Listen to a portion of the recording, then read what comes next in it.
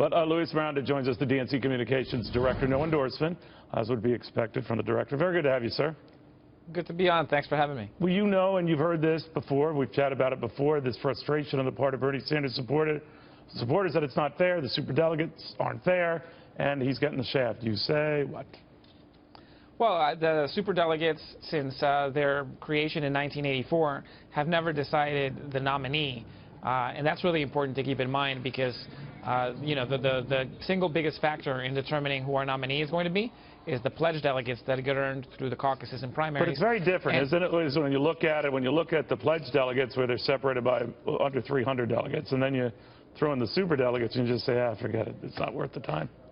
Well, and the superdelegates, you know, they will have their say at the convention, but the truth is that our candidates are competing very well together, and if you look at the exit polls over the last several weeks, going back to Wisconsin, New York, Pennsylvania, Connecticut, you see a national trend where a good 70 to 75% of our voters are excited about our primary, and they're excited or optimistic about both of our candidates. So we feel is it a very third sure of Bernie Sanders supporters? And that could change, to your point.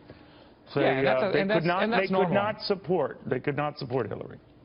And I think that's normal. I think you see that in every election. You saw in 2008 we had this group called the Pumas that was calling themselves, you know, Party Unity, I remember quite well. You remember those, and ultimately everyone came together and we were very united at the convention. I think this primary has been actually much more constructive and substantive and positive in many ways from the 2008 one.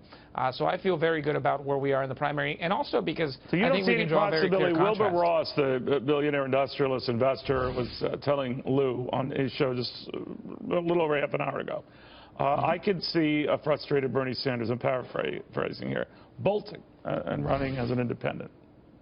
Well, he already said, it on Meet the Press, I think a week and a half ago, that he would do everything he could to make sure that Donald Trump is not the nominee, is not elected president in November. And the reason for that is because we see what the realities are. I mean, you're talking about West Virginia and the economic issues that are happening there. But we know how much worse it would be if you get Donald Trump in there and he's basically following the same old Republican plan of cutting taxes for those at the very top. Well, it's not exactly worked like a charm with your strategy, right? I mean, that's always in the eye of the beholder, I guess. Well, but this is also why you see that there's so much chaos in the Republican Party right now. They're not happy with their nominee. They're trying to distance themselves. I mean, I talked to Jane Sanders, and she had a chaotic tone in our discussion.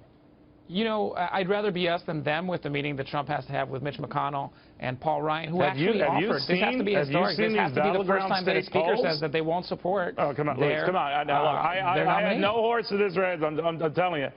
If you looked at these polls, at a guy you guys probably thought you'd run roughshod over, now you're very competitive in at least 3 key battleground states, even in the national polls. That's way early, and you remind me of that. I readily agree.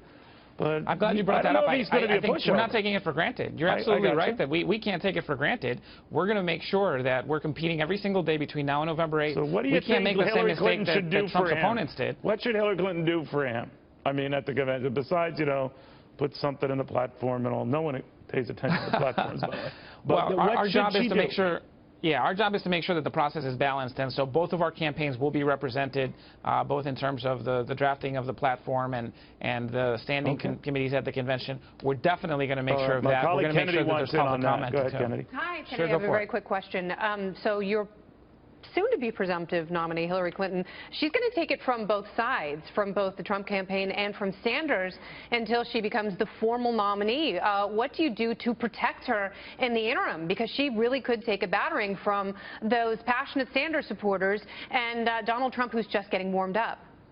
I think our candidates are doing just fine on their own. Our job is to build the infrastructure for the general election. So we're starting to stand up what is the coordinated campaigns in the states that are actually going to go in and do all of the work that it takes to get voters out. We have a big infrastructure, databases, volunteers, and everything else that we're building out, investing in that. Now, that's the best thing we can do, and make sure that it's an inclusive convention. We think it will be. We know we'll be united. And when you look at the disastrous policies of Trump and Republicans and what they would do to the economy, we think we'll come out on top. You don't appear to like Trump, but I'll double check on that. Luis, thank you very much. Very good. Lucky guess. Thanks, Neil.